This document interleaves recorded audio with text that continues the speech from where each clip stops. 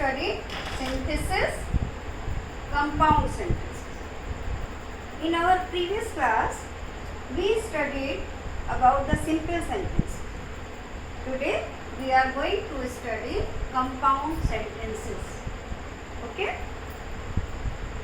What is compound sentence? When two or more simple sentences are combined with the help of coordinating conjunctions. These sentences are called compound sentences. What is the difference between simple sentence and compound sentence? In simple sentence, when we combine two or more simple sentences into one simple sentence, we change the verb in different forms and only one main verb remains there. But in compound sentence, every sentence has full weightage and all the verbs are used. We don't replace it, we don't change it. And coordinating conjunctions are of four types. Coordinating conjunctions are of four types. First, cumulative conjunctions. Cumulative conjunctions means the conjunctions which help to join the sentences of same nature. Yes, Ram is a good boy. He is a very hard-working boy. So, Ram is a good boy and he is a very hard-working boy. दोनों उसकी क्या है? अच्छी qualities. Adversative conjunctions. Adversative means विरोधाभास वाले, opposite. Two contradictory qualities are combined through these conjunctions. जैसे Ram is an intelligent boy, he is lazy.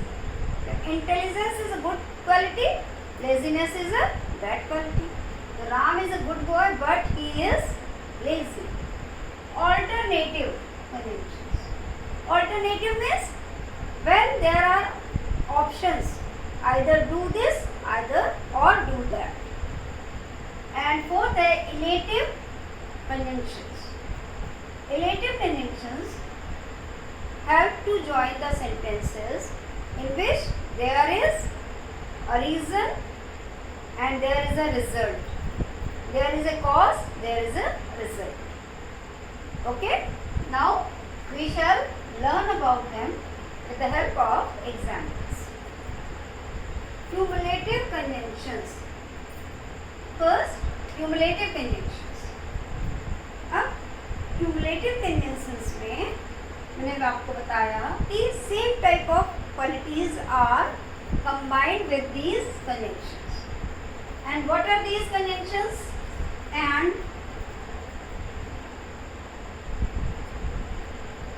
both and,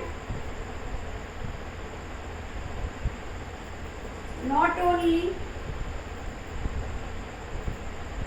but also, as well as.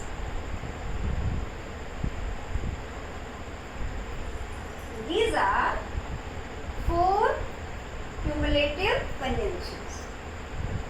With the help of these conjunctions, we can join sentences. For example, Ram is honest. Ram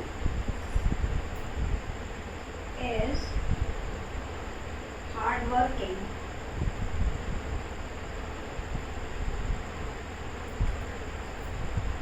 There are two qualities of Ram, honest and hard. Honesty is also good quality and hard work is also a good quality. So, we can say Ram is honest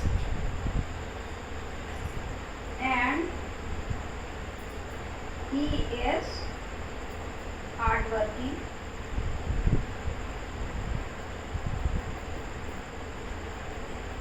दूसरा example,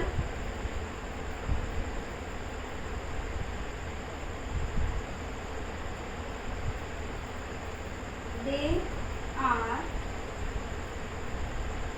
intelligent,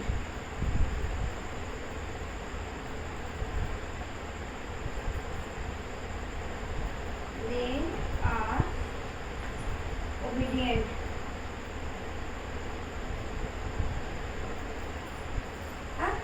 intelligence and obedience both are good qualities. They are not only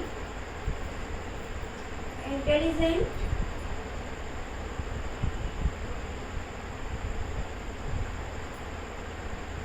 but also obedient.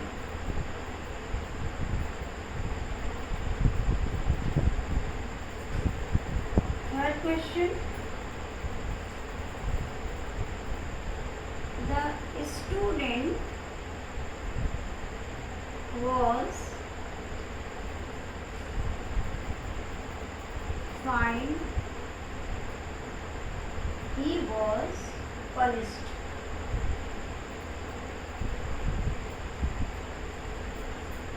The student was fined, he was punished.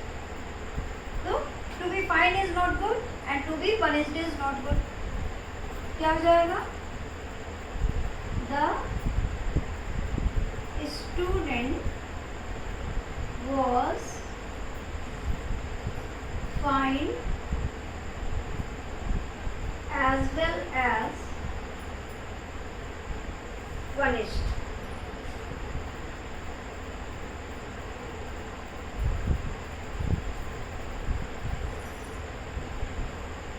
Fourth,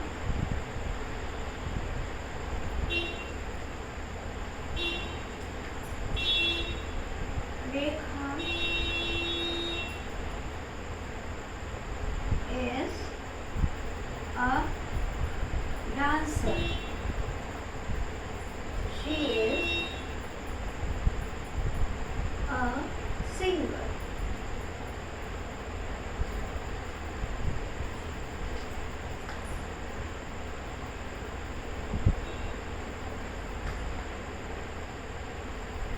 Rekha is a dancer, she is a singer. क्या हो जाएंगे?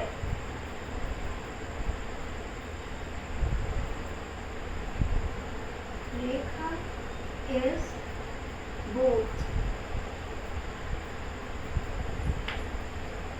a dancer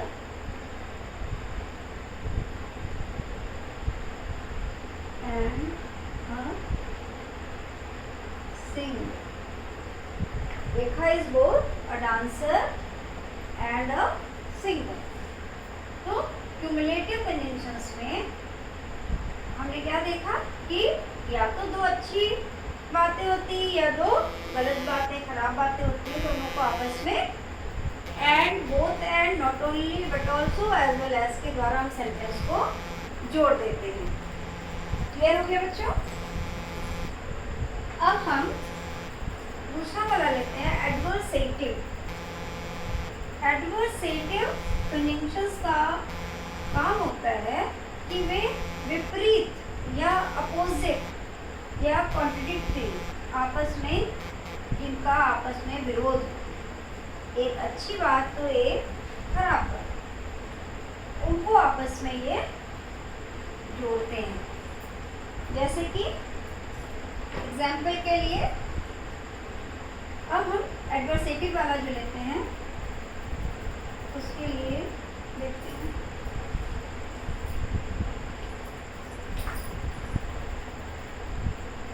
adversative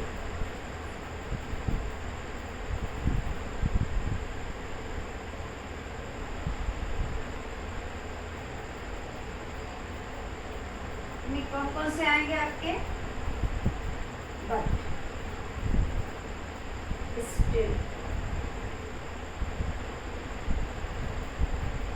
yet,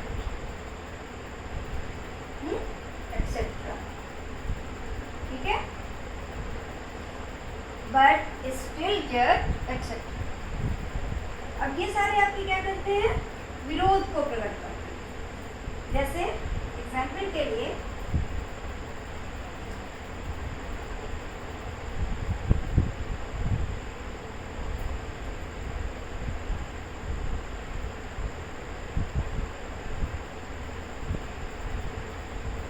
Mohan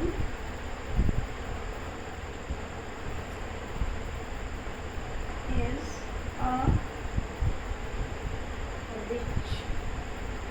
rich man.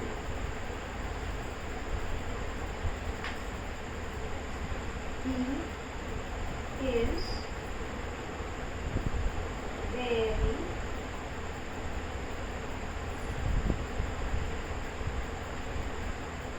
cruel. अब Mohan is a rich man, Mohan एक rich man, he is very cruel, वो बड़ा ही cruel है। तो to be rich is a good quality, लेकिन to be cruel is a bad quality. तो क्या हो जाएंगे, Mohan is a rich man but he is very cruel.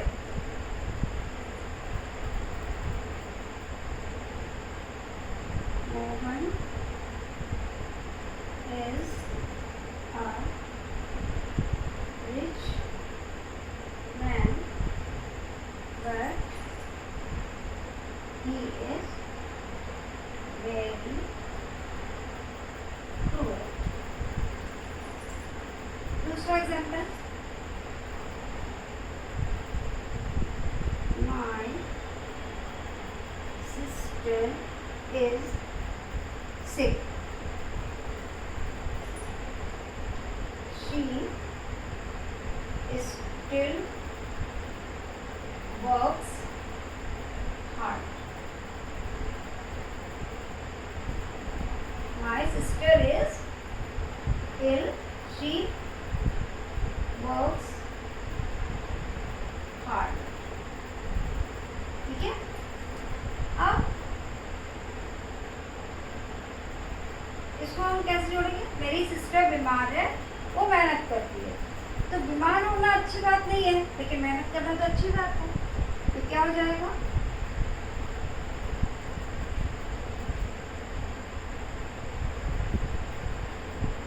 My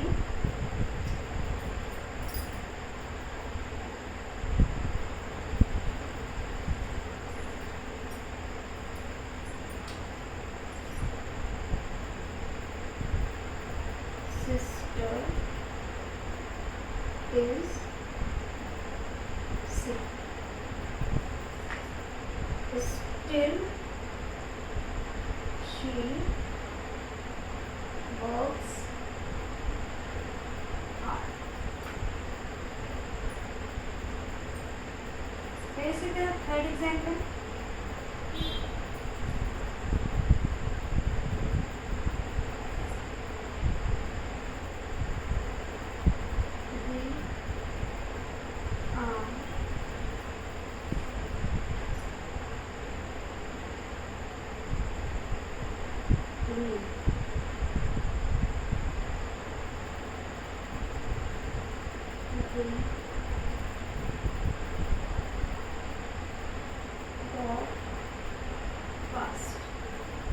They are weak, they walk fast. ये भी विरोध है, तो क्या हो जाएगा, they are weak yet they walk fast. They are weak, वे कमजोर हैं, फिर भी वे तेज चलते हैं। तो ये सारे क्या है, किसके एग्जाम्पल है आपके, एडवर्सेटिव कन्वेंशंस के। यानी एडवर्सेटिव कन्वेंशंस में आपका विरोध वाला ठीक है, विरोध वाला भाव जो होगा वो एडवर्सेटिव कन्वेंशंस के द्वारा आप उसको जोड़कर सेंटेंस बनाएं। अब थर्ड है आपका ऑल्टरनेटिव। ऑल्टरनेटिव का मतलब क्या हुआ, एक चीज़ के स्थान पर दूसरी चीज़ ऑल्टरनेट करते हैं ना, इसी तरीके से या तो आप ये काम करिए या तो आप वो काम करिए, दोनों में से एक काम करिए, ना तो आप ये काम करिए ना तो वो करिए। तो ऑल्टरनेटिव कनेक्शंस के अंतर्गत क्या आता है आपका ये जो तीसरा वाला है ऑल्टरनेटिव कनेक्शंस, इसमें क्या आता है आपका और आइदर और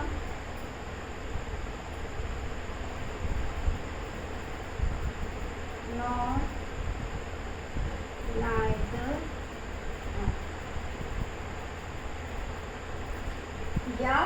या तो ये या तो वो, ना तो ये ना तो वो। और इसकी examples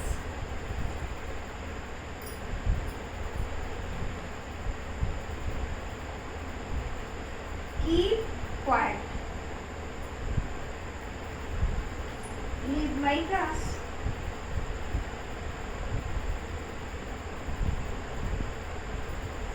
keep quiet leave my class, दो सेंटेंस है। तो इसको हम दो तरह से जोड़ सकते हैं। एक तो हम जोड़ सकते हैं इसको कीप क्वाइट और लीव माय क्लास, इस तरह से भी जोड़ सकते हैं। और दूसरे हम आइदर से शुरू कर सकते हैं, आइदर कीप क्वाइट और लीव माय क्लास। इसी तरह दूसरा सेंटेंस लीजिए नॉर वाला, जब निगेटिव सेंटेंस रहेगा do not make a noise,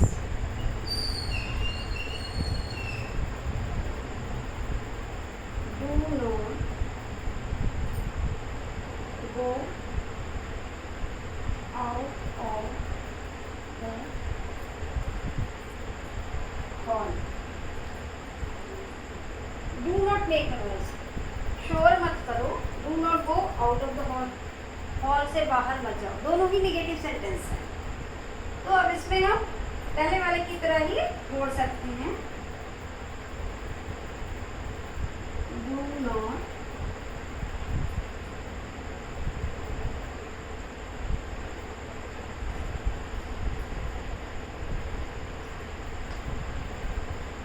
make a noise, not go out of the hall। तो ये हो गया, हमने नॉट लगा दिया। या दूसरा हो जाएगा नीदर, जब हम नीदर का प्रयोग करेंगे तो डू नॉट कट जाएगा, क्या हो जाएगा neither make a noise nor go out of the hall, केवल नॉट से बन जाएगा और नीदर नॉट से भी बन जाएगा। तो दोनों ही आपका सही है। इसी तरह केवल और से भी बन जाएगा और आइदर और से भी बन जाएगा। ठीक है बच्चों, ऑल्टरनेटिव वाला कनेक्शन आपको समझ में आ गया। अब इसके बाद आता है इलेटिव। फोर्थ वाला आपका क्या है इलेटिव। इलेटिव में हमने क्या बताया, एक कोई कार्य है, दूसरा उसका परिणाम है, मतलब एक कारण है और एक उसका रिजल्ट है। जैसे he works hard, he passes, उस मेहनत करता है वो सफल होता है, या उसने मेहनत की वो सफल हो गया। तो ये आपका फोर्थ वाला है इलेटिव। इलेटिव में कौन कौन से आएंगे कनेक्शंस में,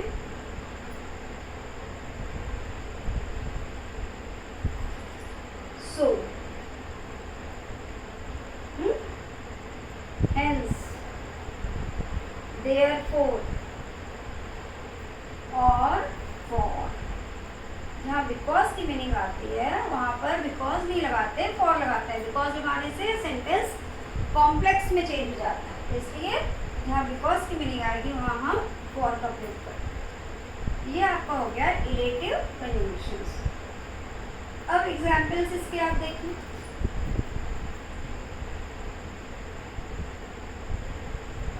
Ramesh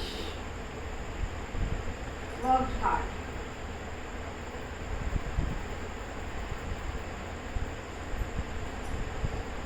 He succeeded.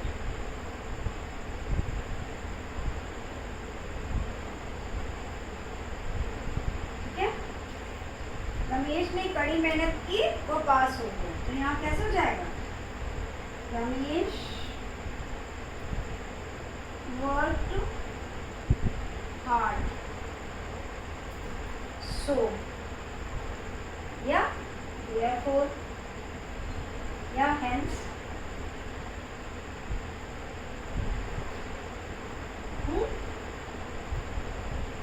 he succeeded। ठीक है, अब यदि आपका सेंटेंस इसको हम उलट दें तो बिकॉज की मीनिंग आ जाएगी। तो हम उसको कैसे करेंगे? मान लीजिए दूसरा सेंटेंस लेते हैं, you are lazy. You are punished। तुम लेजी हो, तुम्हें सजा दी गई। तो ये क्या हो जाएगा? You are lazy, so you are punished। इसी सेंटेंस को यदि हम उलट दें, इसको हम उसी तरह से, ये ए हो गया और ये बी हो गया। यू आर पनिश्ड, तुमको सजा मिली। अब यहाँ मीनिंग आ रहा है क्योंकि, तो क्योंकि की जगह हमने आपको क्या बताया, क्या लगेगा? For. For you are lazy. अरे आप इसको सेंटेंस को पहले वाले को बाद में, बाद वाले को पहले चेंज अगर करेंगे तो आपका क्या हो जाएगा? यहाँ पर जो कंजंक्शन है वो भी चेंज हो जाएगा। यदि पहले आपने कारण बताया और बाद में रिजल्ट बताया, उसका परिणाम, तो सो लगेगा। और यदि पहले परिणाम बताया तो बाद में कारण बताना पड़ेगा, कॉज बताना पड़ेगा, तब आपका यहाँ पर क्या लगेगा? फॉर। क्लियर हो गया बच्चों?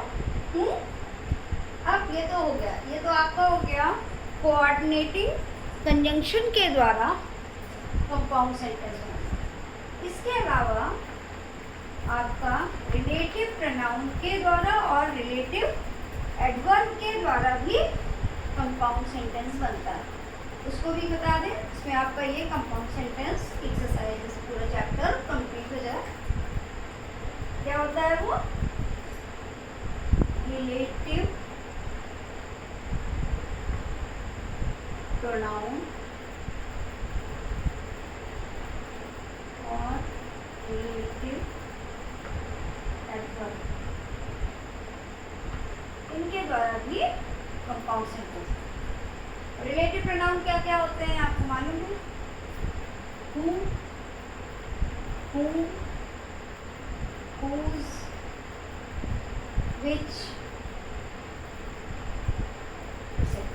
ठीक है। इसी तरह रिलेटिव एडवर्ब क्या हो जाएगा? वेयर या व्हेन, ठीक है। who, whom, whose, which relative pronoun हो गया और रिलेटिव एडवर्ब हो गया वेयर और व्हेन, एटसेट्रा। अब इसके एग्जाम्पल जैसे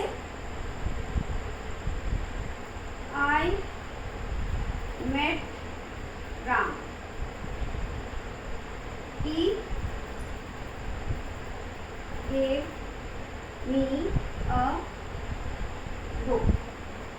I met Ram, he gave me a book।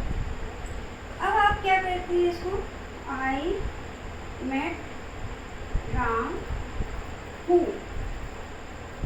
अब केवल हु लगा देंगी तो ये क्या बन जाएगा, कॉम्प्लेक्स बन जाएगा। अभी आप क्या सीख रही हैं, कंपाउंड सीख रहे हैं। इसमें अंतर क्या आएगा, आई मेट राम, राम के बाद हम क्या लगा देंगे, कॉमा, हु का मतलब एंड ही, ब्रैकेट बंद, gave me a book.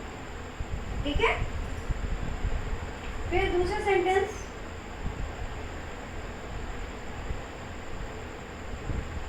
Rekha is my friend. Her father is a doctor. ठीक है, रेखा is my friend, her father is a doctor. अब क्या हो जाएगा, रेखा is my friend and her, and her की जगह हम क्या लिख देंगे, whose, यहाँ क्या लगा देंगे, कॉमा, whose का मतलब and her, ब्रैकेट बंद, father is a doctor।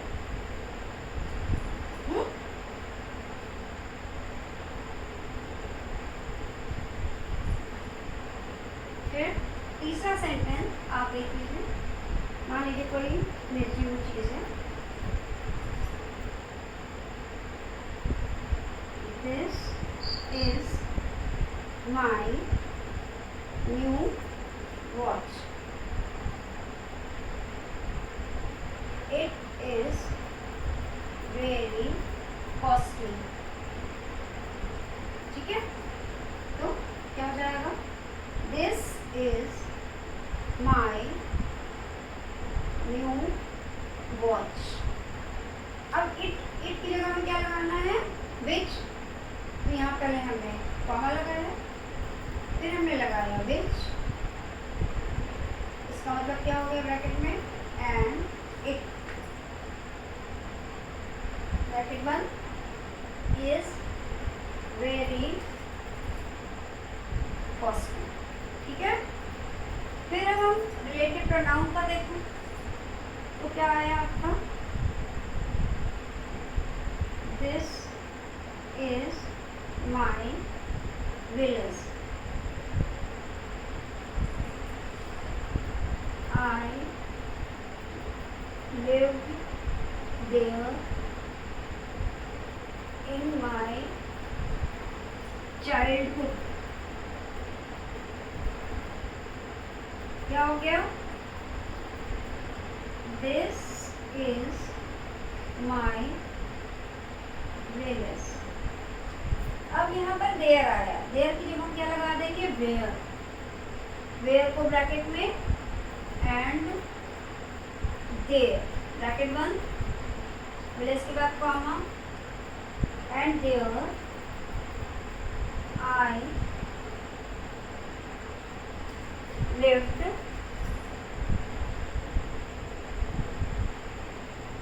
in my childhood।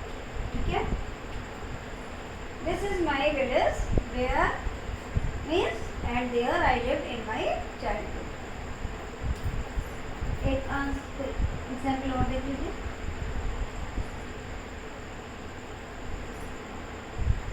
my father came,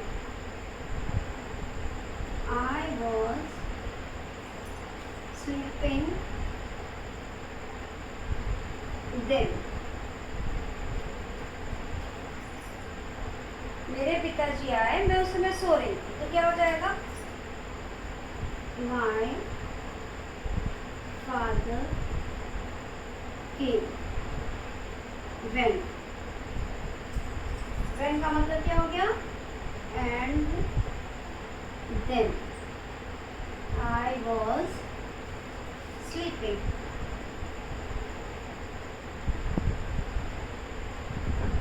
ठीक है बच्चों, अब ये बार फिर से रिलेटिव प्रोनाउन हु,